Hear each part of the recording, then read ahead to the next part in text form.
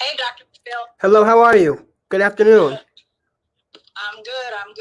I'm glad you did this because I was like, I'm centering myself for our talk and looking over your bio and just getting myself ready. So I appreciate I'm it. excited. I'm excited also. You sound young. I'm 35. Okay. if that's young. It is. It is. Perfect. It is. To have accomplished all that you have, it absolutely is. Thank you. I appreciate it.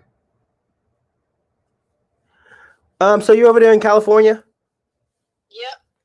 What's the weather like? Yep. It's nice. Okay. It's nice. It's brisk but sunny. Nice. Same here. Oh, okay. How you doing, Mr. Judah? Mr. Judah is one of my clients down in my South Campus that I do rehab and exercise for. He also has a podcast. Nice. I'm gonna ping people in. Okay. Invite folks. Can you make me moderator just so I can? Yep. There we go. I'm sorry. Yep, there it is. Perfect. Yep. Okay. Folks.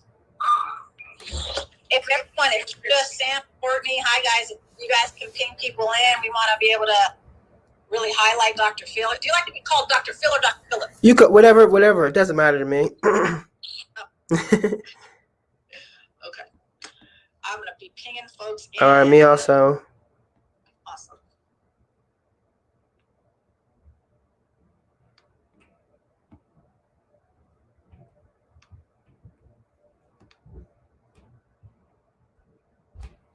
Did you see a lot of clients today? We probably saw about 40 people today. Between 40 and 60 people today. Wow. Yes. But I have a real good staff. I have a real good staff and I have a real good team that supports me. So whether I'm there or not, the work shall be done correctly. Nice. That's awesome.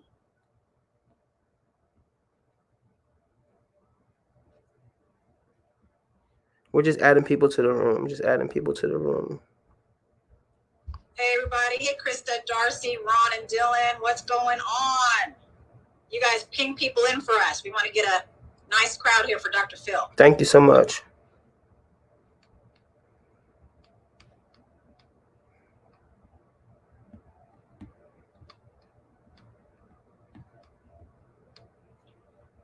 I ping and then it tells me overload. Right. But I'm not there yet, so I'm going to keep going. Perfect. Me too.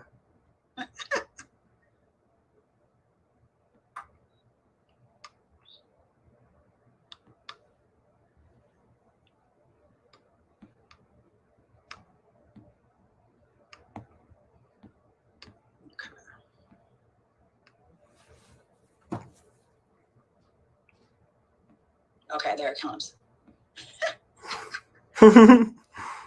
I got the red banner talking about how high. Slow down, right? Slow your roll. They're talking about. Right.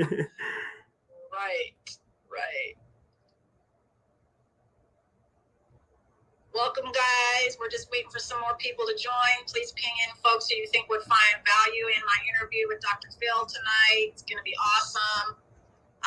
Please share. We're going to get started promptly at 4:30 Pacific Standard Time, and we are going to be talking for an hour. I'm going to be interviewing Dr. Phil for the first 30 minutes, and then the last 30 minutes will be a Q&A moderated by me to Dr. Phil. So as we're talking, you might have questions. Go ahead and write those down, and we'll do our best to get them answered. While we're waiting these last few minutes, if you haven't yet followed Mindset Design, this is my club here on Clubhouse.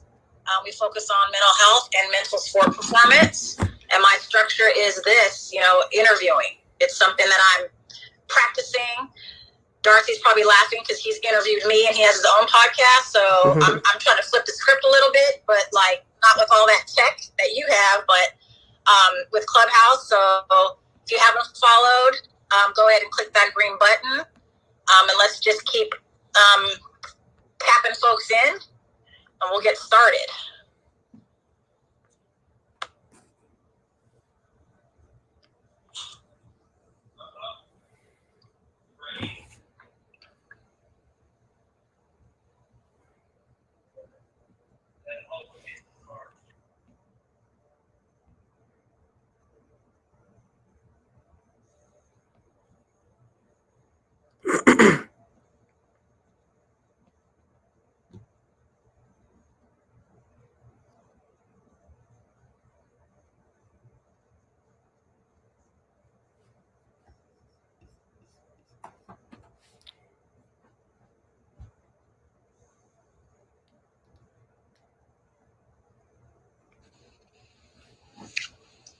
is 4:30 Pacific Standard Time. We are going to get started. Please continue to ping folks in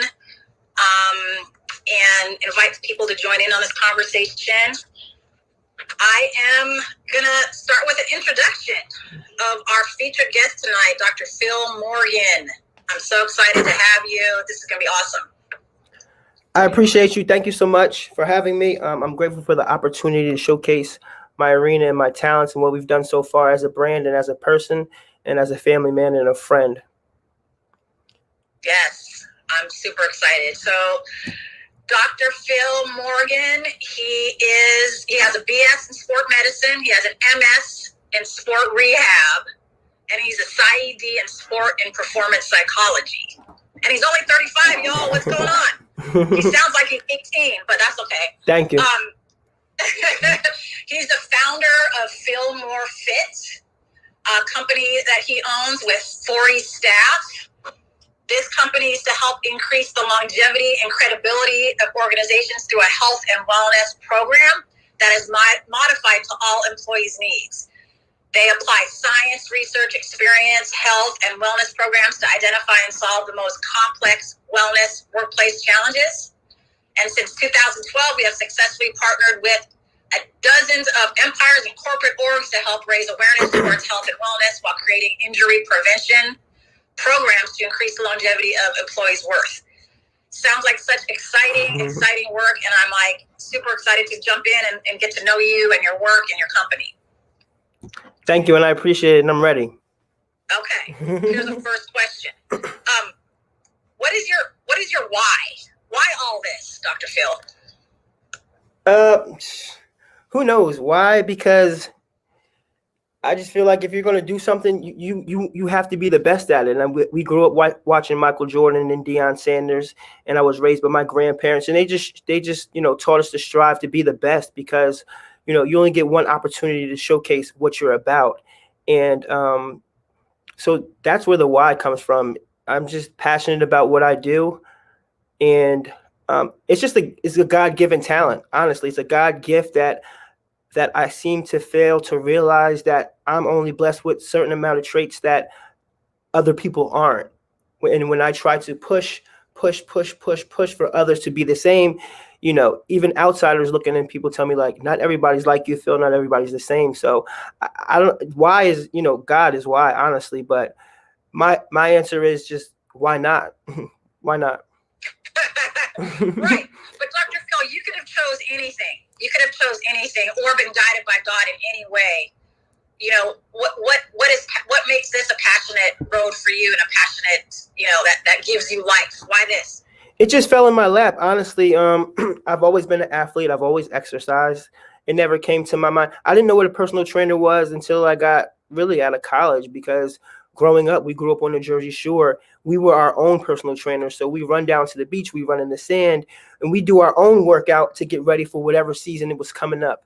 So when it came to personal training, I never thought about teaching people how to exercise. I thought that was already instilled in someone, until as I started studying psychology, I'm like, oh, everybody's not passionate about the same thing. As like, I'm not passionate about fixing my car. Somebody may not be as passionate about exercise.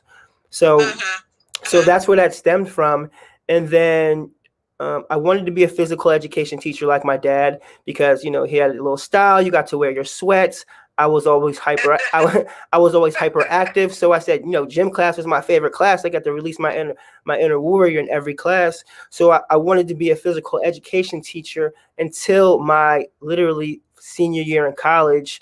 I went to do my 45 hours to be a phys ed teacher. And I'm like, no, you know what? Teaching kids isn't for me, because, I'm tall like them. I'm 6'2", and, and kids just know too much these days. I knew a lot of stuff I wasn't supposed to know as a young child, but I also know when to say it, who to say it around. And some of these kids at that time didn't have any control over that. And I said, I'm too immature to put myself in a situation where, I have to rub shoulders with somebody who's younger than me. So Delaware State University, where I attended undergrad, brought a new program, a sport medicine, sport science program. And I basically, got into that program and did a 5th year at Delaware State because I had also another year to play college football. So that's where that sport medicine came in. And then coming out of college in 2009, I moved back to New Jersey, and I couldn't find a job in that type of field. And people kept telling me, "Oh, you need a certification to be a personal trainer." I'm like, I did 4 years of college. I'm not doing anybody's certification. If anything, I'm not doing any more tests. I done my share already.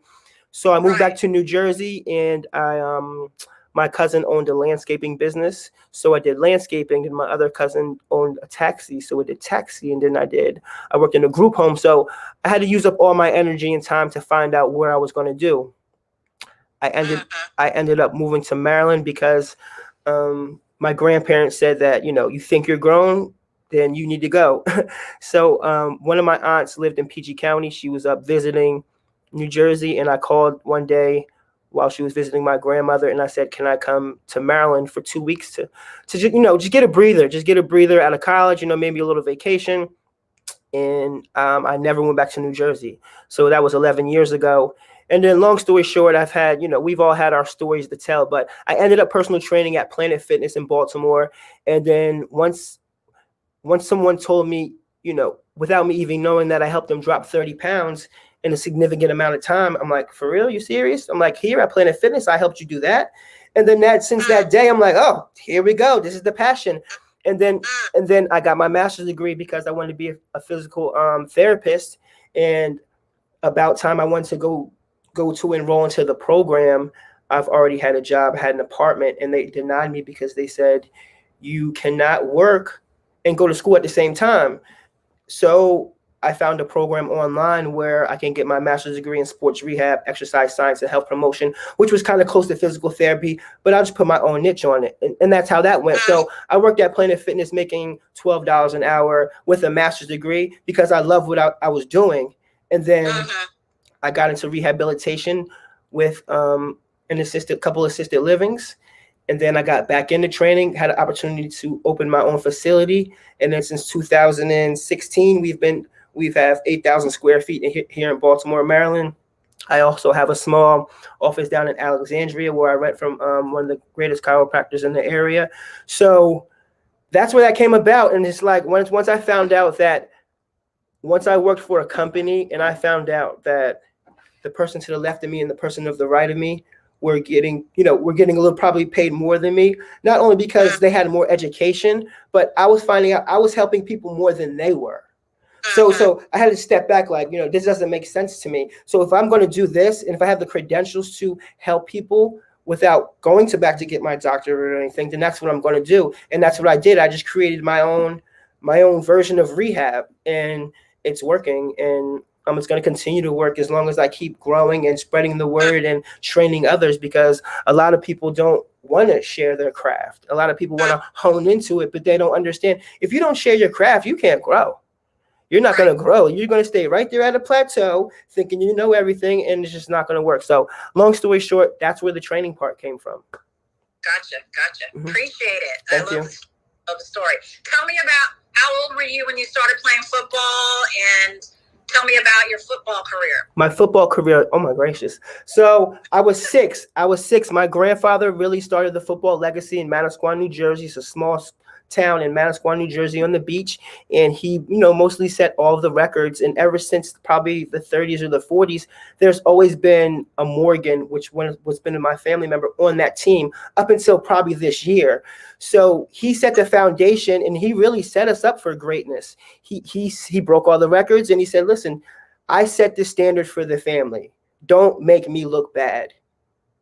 And through not only football, but school, but how you carry yourself, how you dress, how you act, that's what that was. So up until now, our grandparents instilled, other people are watching. It's already hard being African-American young man in this world. They told me that at a young age. They told me that at age 6, so I was always schooled on that, on how to conduct yourself in public, how to conduct yourself behind closed doors, how to conduct yourself when adults come in the room. So yeah, that's where that came from. Nice. And when you were playing football, no, okay, we came from the football career, yeah. So I started at age 6, And I still have an older brother. He's 4 years older than me. And he really taught me the game. So when other kids were just starting out, I already knew the game by age 6. I knew how to play. I knew how to read a playbook. I knew how to strip the ball from the other team. I knew how to blitz. I knew how to blitz on my own. So I was just out there doing my own damn thing. And when coaches couldn't say anything, they couldn't say anything because I knew the game, And then I was just, and if I thought you were faster than me or smarter than me or stronger than me, I'd find a way to beat you. I'd cheap shot you. I would let you know I'm here all day. Whether you're faster or stronger than me, I'm gonna be under your arm, whether it was basketball, football, whatever it was. I was going to be a nitpick and let you know that, you're going to have a fight this game. So, and I ended up doing well. I mean, almost every team I played on, I was either MVP, co-captain, and without me even knowing, I'm just out there balling. I'm just out there giving all my energy because that's all I had. I was poor, and that's all I had to give was my energy, my charisma, and my family name. And then it carried up to high school, and then we won 3 championships in high school. And then I played basketball, won a high school basketball championship. Without being recruited to any college, I had 2 opportunities to go to a college, and one was in New Jersey and one was Delaware State because, I've always, I wouldn't say lived my life on the whim, but I applied to 2 schools and I said, hey, listen, wherever I go, wherever God takes me, I go. And I ended up getting accepted to Delaware State. Found out their football team wasn't that good my freshman, sophomore, junior year. I was cut all 3 years. Whatever reason they gave me, I didn't know. But I know that 3rd year, I was really about to burn the whole building down. And I told the coach, if someone doesn't give me an opportunity, like it's gonna be really bad. And I was really to the point where it's like I want to showcase my talents. And I prayed to God every night, just give me an opportunity to get on the team. I don't care if I get a scholarship or not. And that's what he did. I got on the team. There were, I think it was spring football. I wasn't even a team member yet, so I had to earn my spot on the team. And the coach said, "Why do you want to play running back? We have 8 running backs." I said, "You have 9 running backs now, and I'm going to show you why I want to play running back." And that's what I did. So spring camp, whatever the coach needed a running back, I was there. For scout team, I played. Our defense was the best in the conference, so I played against the best team in the conference. I gave them the business, and then I earned my shot. Going into my first season in 2016, I was number 2 running back, and our first game was at Detroit Lions Stadium, and we played Florida A&M in a classic. And I think it was about the 3rd quarter. Our starting running back goes down, and it's my turn. So I get the ball, and I get about 32 yards. And it was on ESPN, so that was my one of my good highlights of joining the football team in college. And then after that, I said, listen, I'm about to rock this conference because I know how to hide behind the line. I was shifty, but my running back coach wanted me to block a linebacker straight up. So for linebackers blitzing, he wants me to chin check him. And I was still only 5'5" at the time. I'm 6'2" now, but I was 5'5" at the time, 120. And I said, Coach, I'm not hitting nobody in the face as a running back. I'll chop their legs. And he told me no. And he said, if you don't block, basically your ass is going to be, you're not going to play. So, I had my words back and forth with him. And I think that was, the only time I was kind of undisciplined because I felt that he didn't give me an opportunity to really show what I was about and why I walked on. So I got a couple carries here and there during the past seasons while he was coach. I started every game. The coach made me a captain. I played special teams. I traveled, and I was just thankful. And they say, be careful what you wish for. And I wish to get on the team, travel. I won a championship. I played against Joe Flacco in 2007. We're also in the Hall of Fame. So, that's all what I asked for. And then you pray for it, you work at it, you get it, on to the next. Yep, exactly. I'm sure you had a strong foundation for work, discipline, work ethic, pride in your family, so many things to motivate you. When do you think you started employing in your own athletic career, if at all, which is an interesting question, the sort of sport performance piece, the mental sport performance, the sport psychology of it? When do you think you started to apply or learn those types of skills? Well, honestly, and it came from a bad situation. My brother would tease me growing up, saying I was ugly. I had ugly teeth. I would never get girls. I was stupid. So he was not knowing that he was building me for the real world. He was just thickening my skin. And now that I'm 35, I just understand that now. But for me to tap into somebody's head while on the field, or not, or my own, it started at age 6 when my brother just was picking on me, and he said, "This is what I do when I play against another team. Here's how I get in somebody's head." You know what I'm saying? So ever since age 6 up until now, you know, and if my professional arena football coach is watching out, he'll tell you the first 2-3 plays of the game, I'm gonna punch somebody in the stomach, or I'm gonna punch somebody in the face to let them know I'm here, I'm smaller than you, and it's gonna be a dog fight. So once I get into your head, you're not going to worry about playing the game anymore. You're going to worry about fighting me. So about time I get comfortable, I didn't score 3 times on you. I didn't knock your helmet off if I was on defense. So it came from at a young and at a young age, and I still, you know, it's not right, but that's how I started my niche. Mm-hmm. How do you apply that approach or teach your clients that you're working with the sort of sports psychology piece, the mindset, the mental performance part of it? You have to find out, number one, what's going on good in their life. And then you just run off that. What's going on good? Oh, you have this going on good? Okay, how can I enhance the good? We often talk about the bad instead of bringing out the good. I don't rarely talk about the bad. That the bad is in the past. We're going to focus on the good. So I figure out, what do they like best? What do you like in your family, especially if you're obese? You have to keep up with your family. You have to go up and down the steps. All right? You only get 2 knees. Surgery costs $30,000-$50,000. I only cost $1,000 for the year or so. So, you know, you just like that, just being transparent and letting them know, like, yes, you're going to be winded the first week. You're going to feel like hell, and being transparent. And that's why that's why I love living in Baltimore, because I can be transparent with people. I don't have to wear a mask. You know, it's a city where people let you you know, be yourself. So I'm able to directly talk to my clients and let them know that I'm $200,000 in education debt. This is my life. You're asking me for help. So please don't waste my time. And if you don't want a life change, then this is not the gym for you. So it's straight from gate. As soon as you walk in my door, and then I also let them know I have 8,000 square feet. How can I help your business? Do you love your job? Because if you don't love your job, we need to find you another job. Okay. And if you don't have money, I have a book of people you can call to help me get to leads. So whether they have a job or not, they'll leave with a job, they'll leave with a networking, they'll leave with some love, and they'll leave with, you know, they'll pay $29 to get their assessment, and they'll leave with $1 million worth of information and love. I love that. I love that. What? I have so many questions, so I'm stumbling over my words, but that's fine. I have 2 questions I want to make sure I get to. So your grandparents set a great foundation for you in being aware of what it means to society and people around you to be a Black male. Yes. And the risks that you face. Yes. Right? Yes. How have you dealt with that as you've risen in your education? Because I'm sure in different classrooms or settings, you know, you might be one of the only Black people there. Like, how have you dealt with it?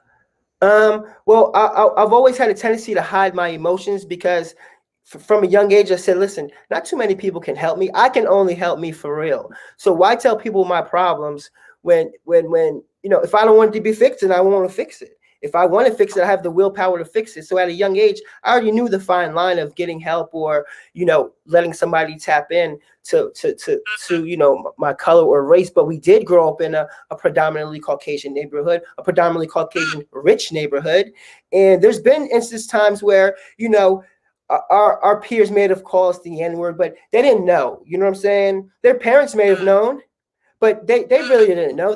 We all had a good bond. Probably when I got to high school, and there might have been 1 or 2, you know, African American kids in class, and Black History Month came around, and they talked about, you know, we had to watch Roots. I remember in my sophomore year or junior year in high school, we watched Roots in class. Right. And when the teacher said, and I rarely tell the story, teacher said, if anybody's offended, you can step in the hallway. And I'm the only Black person in the class. And I don't know if you know about Roots, but when Roots was done, if somebody looked at me wrong in that hallway, yes, it was going to be some Roots. All right. So, but they told me their experiences as being a successful African-American woman, African-American man, who've been married for over 60 years. So they've told me their experiences. They've been through the the lynching. They've been through the Black Wall Street burning. They've been through all the stuff that we haven't learned in history class that I'm just learning now as a 35-year-old African-American male. You know what I'm saying? So they've been schooled us on, in 20 years, the friends that you hang out with now aren't going to be your friends. And we were like, what are you talking about? And now at 35, they're right. The friends that we were with 15, 20 years ago, we rarely see them, but everybody divides or goes their separate way. They taught us that when the police pulls you over, always have your paperwork out, have your windows down. You know what I'm saying? So why cause more grief? You know what I'm saying? Have your shit right. So you know what I mean? That's it. Just have everything right. And they taught us that. And every chance I get to tell someone else, not only just if you're African-American, man or woman, I tell them, I pass it down. Listen, here's what you do. You know what I mean? Here's why you should pull your pants up. Here's why you should do X, Y, and Z. So nobody's looking at you. So you don't give nobody a reason to pull you over. You don't give anybody a reason to stop you. And if they do, they're going to feel stupid at the end of the day because you got your stuff legit. So you got the last laugh. You know what I mean? Yep. For sure. And then, I'm sorry, the second part of that lesson, and it also helped me to learn how to talk properly, how to be educated. We pay for our education. And yes, we might have some slang. I might talk different with my friends, and I might talk different corporately, at the same time. But, they told us you have to have an on and off switch. I come to find out it's called code switching. Who the hell knew what code switching was? I just know that most of the time growing up as an African-American male, you're being judged wherever you go. So you always have to have a fresh cut. You always have to be clean. You always have to look presentable because you're already losing. You're already at the bottom already. So if you have one negative flaw when you go into a job interview, then you already lost. So, and they're looking for it too. And it's not about being perfect. I'm not perfect. I'm not perfect, but there's certain things you have to do to do what you got to do, honestly. Yep. I appreciate it. I have one more question before we go into Q&A. I'm interviewing Dr. Phil Morgan. So you can tell he's impassioned. I bet you he's like moving around in his seat or even standing up while we're talking. I can feel it. Yeah. I have us. We're live on Facebook, LinkedIn. Facebook, and YouTube also. Okay, awesome. So talk to me about two of the clients. Don't think about too much. Two clients that you're working with right now that stand out for you and why. Two clients that stand out for me and why. Yeah, that you're working on right now. I can't do that. Just because I can't just handpick just two, because everybody I work with, you have to stand out to work with me. You're handpicked to work with me, not everybody. And that's not just being cocky or anything. You have to have the attitude, the mind frame, the set to, you know what I mean? So everybody across the board is highlighted. You know what I mean? Everybody who steps in my arena, who works with me, is highlighted because it's not for everybody. And I let you know, if it was for everybody, I have 1 million people in here, and I'm letting you know what we do in here is not for everybody. It's out of the norm, and we're not preparing you for you to get in shape. I'm preparing you for life. So when you go out these doors, and if you could take a real punch in the stomach, you'll be all right. Nothing will get to you. If you could take somebody's punch in the stomach, I believe there's nothing supposed to get past your core. So yeah, I can't highlight just two people. Everybody who trains with me, who sees me on a daily basis, they're the highlight. They're the real warriors in this. Got you. I love that. So being that, it's the type of place that you have to kind of want it in a certain way, what do you look for when clients come in and say, hey, I want to do this with you?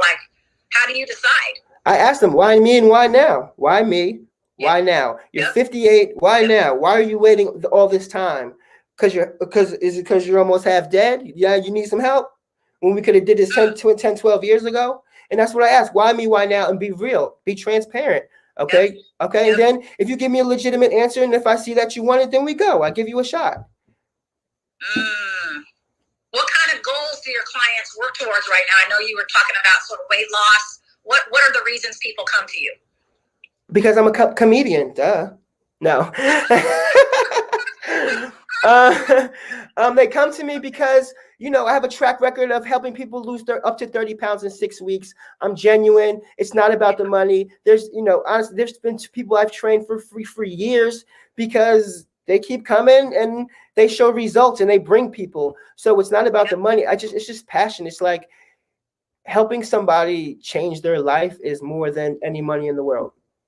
This, somebody's like, yo, you really changed my life. You, like for real, like your life is in my hands. You know what I mean? Before I was a doctor, I was probably more important than a doctor. And I tell my other trainers that you know what I'm saying? Well, you're just as a doctor. These people are coming to you for a life change. If you don't take it seriously, then you shouldn't be under this roof. Wow. If I didn't live in California, I'd come check you out for sure. Well, guess what, Miss Lisa? If you send me a plane ticket, I'll be out there by 4 p.m. tomorrow. I know. And if you ask my friends on Facebook, they'd be like, if you send this guy a plane ticket, he's coming out there. Yeah. I know, you should. That's awesome. So I'm gonna flip it to the audience now. Okay. I know it's not exactly 5, but like I want them to get a chance. There's people on the stage here who want to ask you questions and want to engage with you. Okay. So just to set the room again, this is my interview with Dr. Phil Morgan on Mindset Design Club on Clubhouse. We're talking about his story, his work, his experiences, his philosophy, his mindset. And it's been super, super exciting. And we're going to welcome Courtney to the stage. Tell us a little bit about yourself, the question you have. That is my wife, Courtney Morgan. Yep. Hi, everyone. Hi, Courtney. Oh, my God. That is so cute. I love it. So what can you tell us about Dr. Phil that he didn't tell us yet? I'm going to close my ears on this one.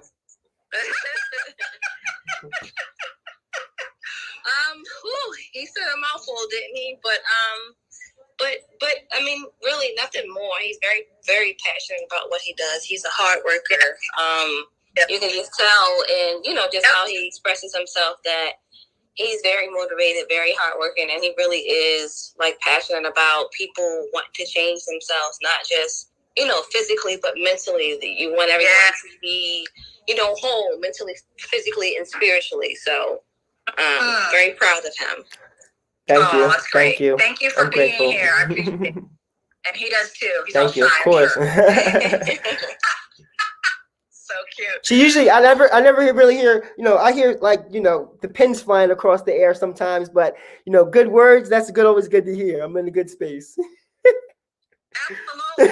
Especially from I love it. Well, let's talk to Dylan. Hey, Dylan, nice to see you again. Say a little bit about yourself and if you have a question for Dr. Phil. Hello, thanks, Lisa, Dr. Morgan, for inviting me up to the stage to speak. Like I said, my name is Deion from Zia Pueblo, New Mexico, down here in the Southwest. I run a impact consulting agency called The Native Runner, where I do workshops and talks. We're encouraging or creating visibility for Indigenous athletes and athletes in general. But this has been a great talk to listen in. Thank you, Dr. Phil Morgan, for that. Thank you. I'm very passionate and motivated for what you're doing, and I think we just need more people like you to inspire others to want to change and become better people, better athletes as well. So thank you for what you're doing, and continue to follow. I appreciate you. And the door is always open to, to join the team or to collaborate. It's never, I always tell my staff, it's never just about me. You have to let me know what you want to do, because I don't always want you working under me for the rest of your life. Don't you want to do something different? You know what I'm saying? And if you do, you need to find out how to make $1 million in this company, and you can do that. So I appreciate you for that comment, Dylan, and I'm grateful. Thanks, Dylan. And I know his passion comes through the phone, right? Hey, Ron. Yeah. Hey, Ron, welcome to the stage. Tell us a little bit about yourself and the question or comment you have for Dr. Phil. Sure thank you as always, Lisa, for inviting to the room. I'm a professor at Virginia Commonwealth University, former college athlete, a co-founder of a business called The Abstract Athlete. And I'm down in Richmond, Dr. Phil, so we're in a general proximity. And I actually have good relations with some, former professional athletes up in Baltimore. And there's a lot of really good things happening in Baltimore culturally, athletically. And I guess my question would be who are some of the people that inspire you in what you're doing, whether it's, like an Aaron Maben that's up in Baltimore doing amazing things, or, coaches or,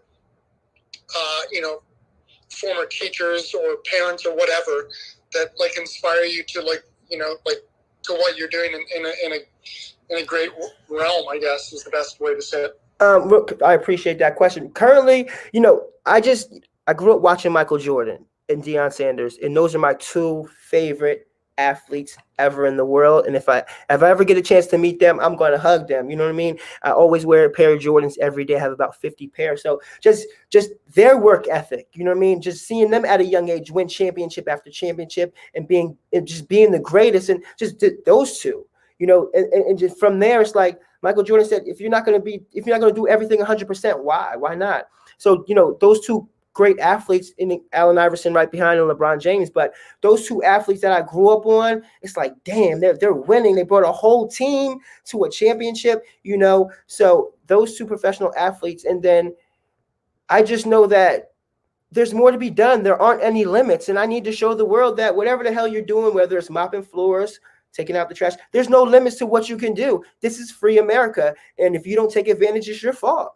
It's your fault. And if you have a dream, then you run that dream. If nobody believes in you, the hell with them. That's their problem. If you don't run your own dream, that's your fault. It's a free America. You save your money. All right. You Google whatever you have to Google. I've never taken a business class. I've never taken, you know what I mean? I know checks, balances, pay the staff, whatever's left over. I eat or I don't eat, but I know the bills need to be paid. So, those two athletes really instilled that in me. And I just believe that every day there's more to be done. And every day you can get better. And that's just my main drive, seeing my family, making it home every day, and just seeing my clients letting me know that, yeah, you're doing a good job. I don't know I'm doing a good job. I'm just doing what God put me here to do, and that's to serve and enjoy my life and just be passionate about and love what I do.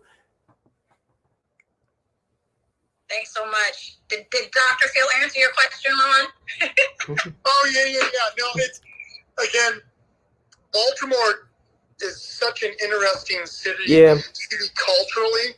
And, as a black man in Baltimore like yourself, again, there's so many people up there that are doing such incredible work. Like Aaron Maben comes to mind. He was a former, pro football player that's, doing such incredible work there.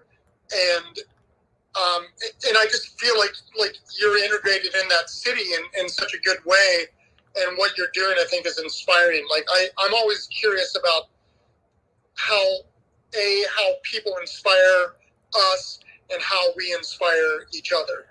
I appreciate. Okay. So from there, I want to say that I'm so consumed in my tunnel vision that I don't even know if there's anybody out here kind of doing the same thing, or I just haven't been connected. Honestly, I'm always looking. I would love to train professional athletes. I have a program where I can come over and take over a whole NFL team, mind, body, and soul. My staff and I can do that for your corporation, for your whole team. It's just that no one's have given me the opportunity to showcase these talents, and I don't know who's around here in Baltimore who's going to help me. And then when someone does help you, they want to say, "Oh, I made you." And I'm not here for no one to say that. So, you know what I mean? Even on my gym doors, there's no sign out on our street. Nobody knows they're here. Everybody knows Phil More Fit through word of mouth, through me personally being out, passing out my flyers. You know what I mean? So, yes, there's a lot of great people in Baltimore. It's a beautiful city. There's a massive amount of resources, but I haven't been tapped into. I haven't been reached out to. and then until I am tapped into, or God blesses me with that right person who's going to bless the whole staff with what we need, then I still got to stay focused on what I'm focused on, and that's getting new clients, changing lives. If we're going to do it at a bigger platform, we're ready. We just need the networking, we need the backing, and we just need to be seen. Right now, we're not really being seen on a bigger platform, and we're ready for that. I tell my team, something big is coming. We just haven't had the right connection yet. So Ron, I'm all for it. You're only 2 hours away. I'll hop in my car and I'll be there at 10:30, and we can have some ice cream. Right. Love it. Tell him to go where he needs to go. Yeah, we have to, because when we're granted these opportunities, we're not guaranteed tomorrow. So we got to take them while they are. And if anybody's out there willing to work with us, we're here. We have all the tools. We're ready. We're just, we're in survival mode right now because of the pandemic. I've never taken a loan out for my business. Everything's been out of my own pocket. My staff gets paid every week. So, I'm just blessed. I'm just doing everything I got to do on a daily basis to make sure all the bills are paid and we can eat good every day. And that's about it. Until if somebody comes gets us, we're here, but until I really don't have time to look left or right because I'm so focused because I have a staff to take care of. But, this is the platform for help, or to bond. So I'm here for it, Ron. Thank you. Yeah, definitely. Hi, am I pronouncing your name correctly? It's actually Trey, but that's pretty close. I understand. How you doing today? Apologize, sir. Trey. Not a problem. I'm actually. Thank you. I appreciate it. I'm actually here just to support Phil. I've had the pleasure of having a personal relationship with Phil. I met him through a mutual friend, and ever since I met Phil, he's been all great opportunities. We play football. It's everything he's saying right now is 100%, 100% genuine. I think that's one of the best attributes about Phil. It's just that when you meet him and you get engaged with the things he's doing, like he makes everything personal. So even when he said he can't pick out 2 clients, I believe him 110% because that's just the kind of guy that he is. And then as he keeps on saying, one of the best things he does, he just provides opportunities for other people. His space is just not a space for him, but it's a space for anybody who has something they want to accomplish to take an opportunity to show their talents there. If you have opportunities to get work out, fulfill, or stretch, whatever the case may be, definitely make sure you do so. I promise that when you leave, you'll feel different. And after your conversation with him, you'll definitely feel better. I appreciate you. Much love, bro. Absolutely, bro. Thank you. You already know. Thank you for that. That's awesome. I love his words, and we're feeling him the way you feel him. So you have the luxury of being able to feel him firsthand. So we appreciate that. We appreciate it. Hey, Mr. Judah, how are you? I'm well, and yourself, Lisa? How are you? I'm doing well, thanks. I'm all in the zone right now. Well, get ready to get in the zone because Phil gives you energy and I give you extra energy. So I am Judah Bernard of the Rise Creating Your Voice podcast. I'm here to celebrate Dr. Phil. Thank you. Personally, I'm his stylist. On another level, he provides me clinical enhancement movement. I actually do the Rise Creating Your Voice podcast, and that podcast is to deliver a host-driven positive education and motivational form of communication on various subject matters by emphasizing high-order thinking.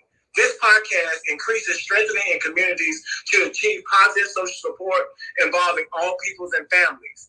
This podcast will communicate responsibility and accountability by making high-order decisions while being aligned in the ever-changing society and world. We cover varied topics. Right now I have 45 episodes, but I'm not here to talk about me. I'm here to celebrate Dr. Phil. His genuineness is like infectious. His humor, his whole energy is just infectious. Even when I come and get my clinical enhancement movements, I mean, we're just laughing the whole time. I'm laughing while I'm stretching, while the gun is on me, and it's just a fun time. He always greet everybody with a smile, and it's just infectious. So I'm hoping that you do send that ticket so you can go ahead and get that experience because you will not ever get an experience quite like Dr. Phil. And I've been through chiropractors, I've been through other clinical enhancement movement people, and it's just like when you have that energy and iron sharpens iron, and that's what happened. Iron sharpens iron, and that's what happened, and that's why he's my clinical enhancement guy, and that's probably why I'm his stylist too. Indeed, yes, sir, yes, sir. I appreciate that, definitely. Love it, love it. Let's take a little bit of a breather. I want to get more people in this room, so please ping people. People are missing out by not being a part of this conversation and the energy exchange that's going on. Please go ahead, and if I can't ping anymore, I've overloaded the system. So I've done all I can. So please help us to get people in this room. If you haven't followed Mindset Design, go ahead and do that. And then I'm going to go to my friend Darcy. I know he's going to have some poignant questions. Hey, Darcy. Hey, what's going on, Lisa? What's up, Dr. Phil? How are you? Hey, you know what? I'm just gonna have to lay back and say I appreciate both of you guys for doing this, Lisa. Lisa, I appreciate you from the conversation. I'm just here to hang out. If I have a question, I'll definitely make sure I ask it. But thank you. Thank you. For now, I'm good. Okay, sounds good. Appreciate you too. Glad you're here and soaking all this into. Hey, Matthew, what's going on? Hey, Lisa, thank you. Yeah, so I just I had a question for Dr. Phil here. I just wanted to maybe ask you to give us some insights on your philosophy around training for movement. So when I checked out your page here and whatnot, and you just mentioned that you have a system that you work for, or that you work with people to help improve their movement. So I just wanted to ask, maybe give us some insight on like your philosophy with that, and maybe some strategies you employ to do that for people. Perfect. So thank you so much. So when I first started working in Alexandria, I was working with a chiropractor, and he was educating me on the base of your kinetic chain, which is your feet, and how the feet, if your feet are off, everything in your kinetic chain is going to be off. So he helped me establish an assessment tool, which scans the bottom of your feet, and it tells me how much pressure you're putting on your left foot, how much pressure you're putting on your right foot, if your back is crooked, if your hips are imbalanced, if you have a shoulder drop. And then with that, we usually then I'll make you do some type of squat or bend down for your toes, or whatever, reach for your shoulders. So whatever I ask you to do, I'm looking to see what your posture is like, if you're in any pain, if you're in any form. And then after that, it depends on what they're coming in for. Usually I like to do the full body, whether you come in for your neck, your hip, or your back. I want your full body to feel good. So by the time you leave, you don't even know what you came in for. And so what I do, I created something called clinical movement enhancement. When I first started training, we did the manual stretch where you lay people down and do the stretch. Then the massage gun came out, and I'm like, oh, once that came out, I'm like, I'm gonna put those together. Whether other people did it or not, I titled it my own. I called it clinical movement enhancement, and I stretch you with my massage gun. Some people might just stretch you. Some people might just use the massage. I do both at the same time. And, so within 12, 15 minutes, I stretched every muscle of your body. I've probably knocked every trigger point out that I needed to. I really work on the soft tissue. I don't try to overstep my boundary. I don't try to step my boundary. If I think you have a pinched nerve or something like that, then I send you to a superior, somebody else but I deal with the soft tissue. So if you come in with back or hip pain or something like that, and I think it's the soft tissue, I already know I can get you, comfortable. And then if you come in and then your scan seems like you're imbalanced, we order inserts for your shoes to even out the bottom of your feet. Every 6 weeks, we rescan you to make sure that your feet are getting even, that your arches are coming back to some type of norm because of the inserts. All right. And then with that, go ahead. You got a question, Matt? Oh, no. I just, I don't want to interrupt what you were saying. If you want to keep going, I was just acknowledging what you were saying. Okay. So, yep. So we do that with the inserts, and that helps balance out, for now, the hips, knees, and ankles. So now when someone wants to work out, now you're balanced. I have some type of balance, and now I can trust that when we exercise, you're not going to put any more damage that you're doing to your body. So we have a base. We strengthen that base. We strengthen your body. We keep you flexible, and then we keep you maintained. Man, yeah, I love that. Thank you the very detailed answer. And I love hearing that kind of stuff, because especially when you're talking about the feet, right? Right. How you guys do like a postural scan. And, Yes. and I really agree. I cannot agree more with how you put that, where it's like everything starts from the feet and travels up from there. And I think a lot of people in the industry kind of miss that, because they focus on the larger muscles above and up the chain. Right.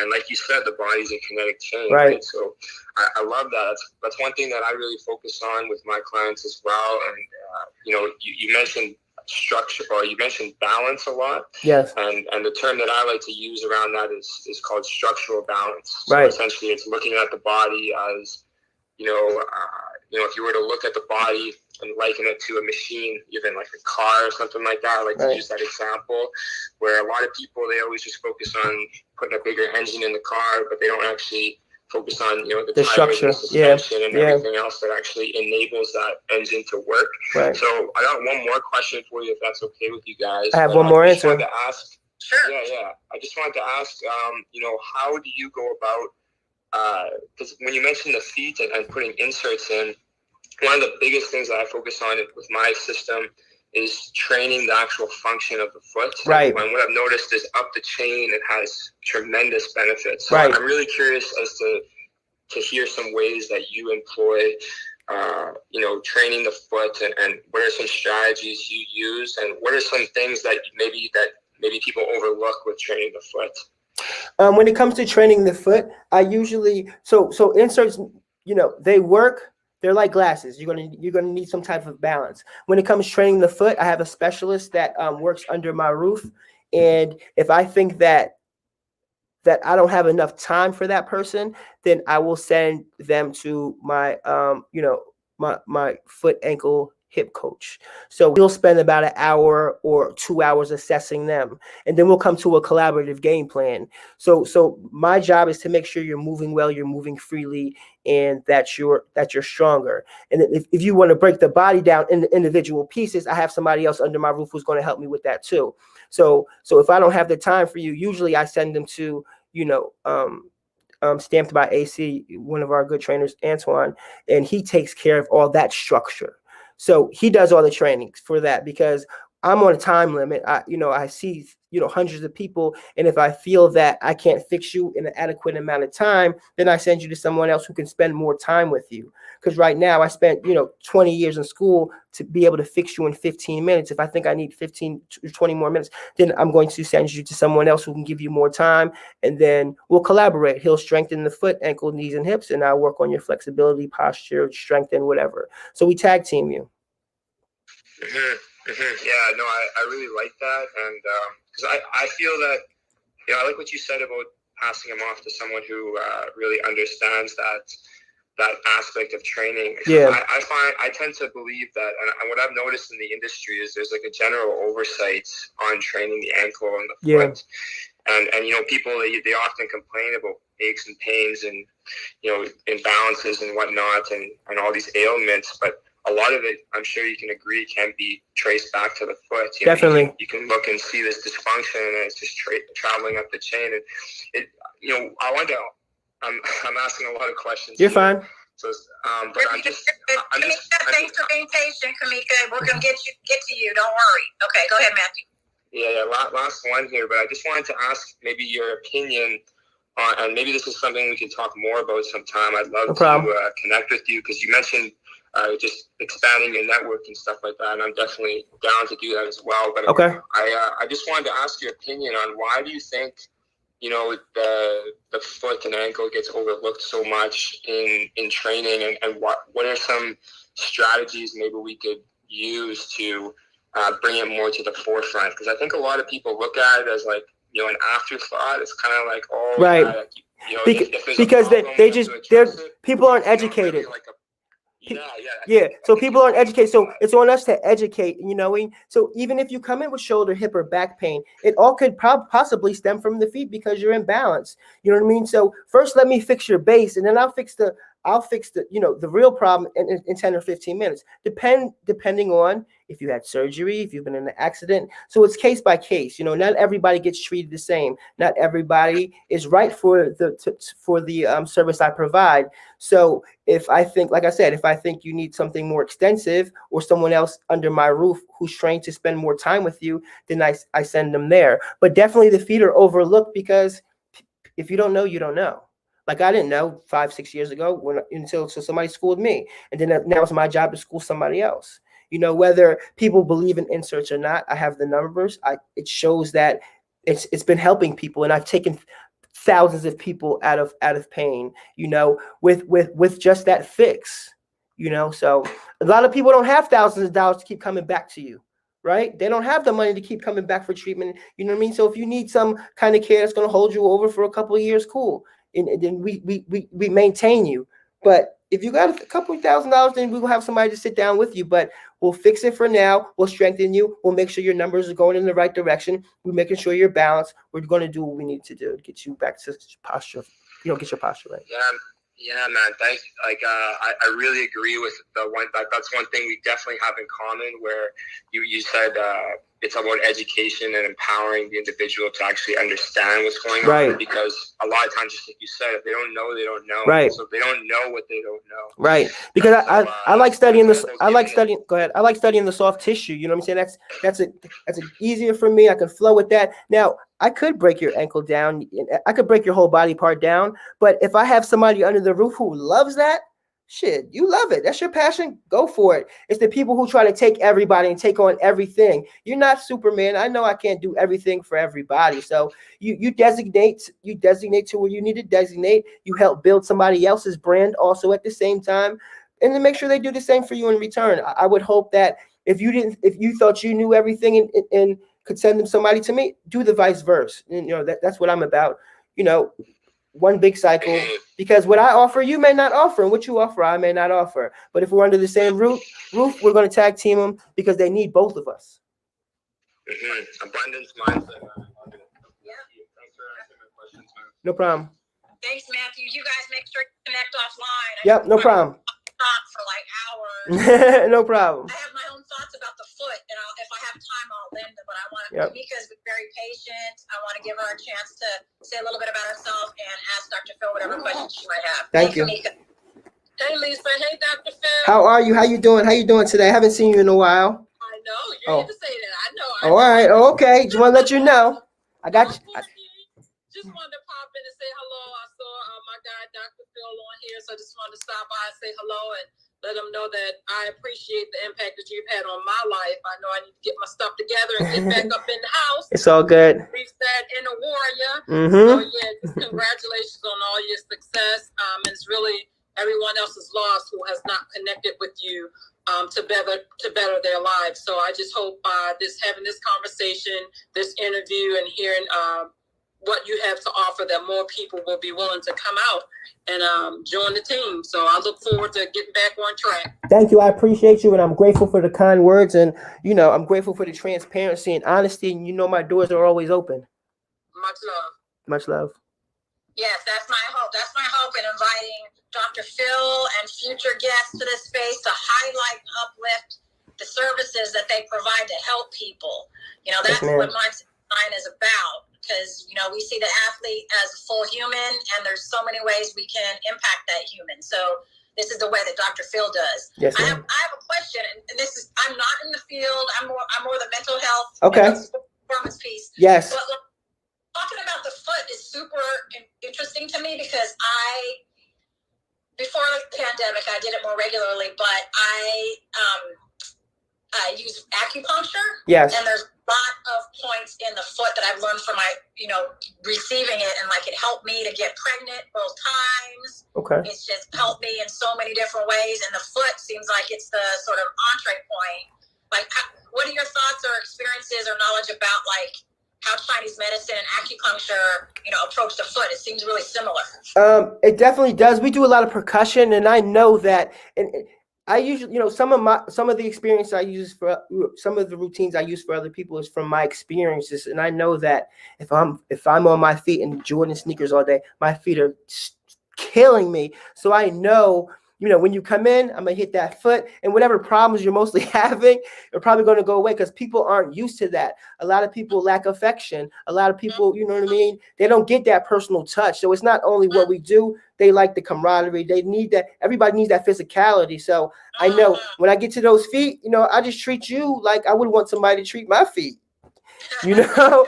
So yeah, definitely a lot of trigger points and special nodes in the feet that I don't really study Chinese medicine. You know, I don't go really into detail. I just know if I make you know how to make you feel good and keep you strong, then that's what we do. You know, so but I know the foot, once we get down to those arches and the heels and the side, and even on the top of that foot, whoa, yeah, we're going somewhere.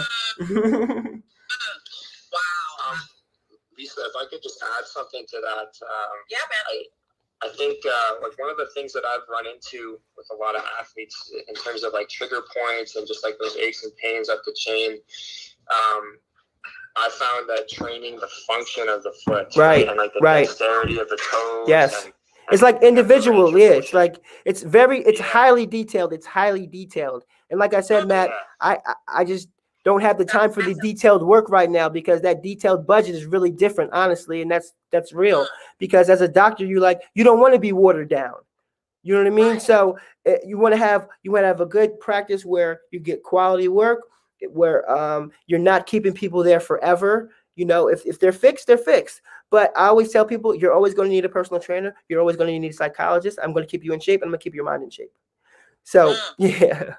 Nice. But yeah, definitely, Matt, definitely individualized, definitely each digit on, you know what I mean, each toe, it's complicated, and I definitely highly believe in it. And like I said, I just don't have the hours to detail that workout. You know what I mean? So I usually just pass it along. If it's more if it's extenuous than, you know, the time I have for, I'll pass it to our specialist. Awesome. We are winding down for the evening. Gosh, we could have talked. I mean, I have so many more questions and thoughts. I'm gonna hit you up, Dr. Phil, offline. Yes, ma'am. Okay, no problem. You know, make sure everyone here, if you haven't already, follow Dr. Phil. Make sure you talk to people about him, know what he does, uplift him. He's a great human, and I haven't even met him in person. Thank you so much. But like, any last words you would want anybody who's listening in for you to say that you want to say about yourself, your work, the people you work with? Any last words, Dr. Phil? Just believe in yourself. That's it. Believe in yourself. Put a game plan together. If you want to be an entrepreneur, just know it takes money to make money. You can't just jump into entrepreneurship thinking everything's happy-go-lucky.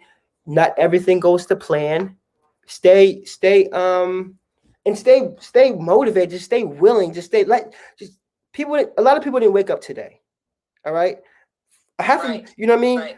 500,000 people died last year. And whatever the hell you're complaining about right now, get the hell up and stop playing around with your life, for real. Because we could pass out tomorrow. We don't know what's going on with this virus. And I tell people, you know what I mean? Like when people come to my office and they say, I'll sign up next week, I could die next week. This virus is taking people out, honestly. And if it's not that, it's going to be something else. So do what you have to do right now. Get up, go do what you got to do. Get started. What are you waiting for? You got one opportunity. That's it. Who's going to take the last shot of the game? I'm going to take the last shot of the game. You can give me the ball. My quarterback knows. Last play of the game, if we need to win, throw that ball up. I don't care who's guarding me. I'm going to go get it. And if I don't, somebody's going to die.